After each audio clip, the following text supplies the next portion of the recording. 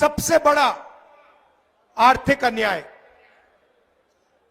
आप जानते हो कि इस देश में 22 ऐसे लोग हैं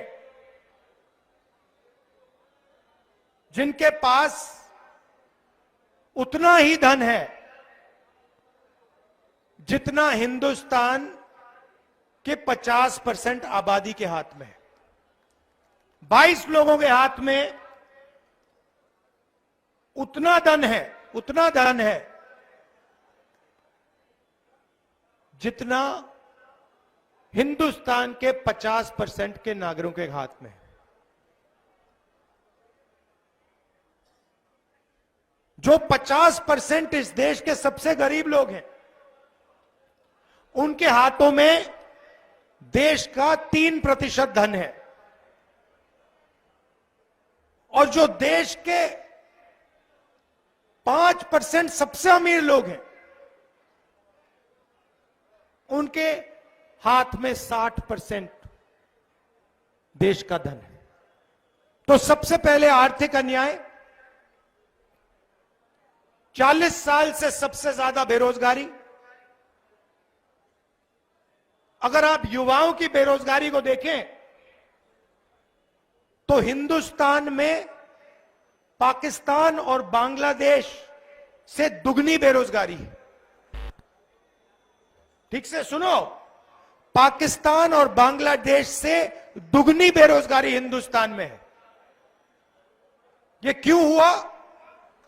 क्योंकि नरेंद्र मोदी जी ने नोटबंदी की, जीएसटी लागू की, और जो छोटे व्यापारी हैं, जो छोटे कारखाने चलाते हैं, स्मॉल और मीडियम बिजनेस चलाते हैं, जो इस देश को रोजगार देते हैं, वो एक के बाद एक बंद हो गए। और अगर आज हिंदुस्तान की अर्थव्यवस्था को आप देखें तो हर सेक्टर में 5-6 कंपनियों की मोनोपोली है। अदानी जी को देखिए, देश के एयरपोर्ट, सारे के सारे पोर्ट्स, पावर जनरेशन। हिमाचल में अगर आप सेब की बात करो, वो पूरी की पूरी मार्केट उनके हाथ में। तो बड़े बड़े उद्योगपतियों को, 3-4 को, हिंदुस्तान का पूरा धन पकड़ा दिया। नतीजा क्या हुआ कि जो लोग देश को रोजगार देते हैं, स्मॉल एंड मीडियम इंडस्ट्री वाले लोग, वो सब बंद हो गए और देश के युवाओं को रोजगार नहीं मिल सकता। और किसी भी प्रदेश में आप चले जाइए,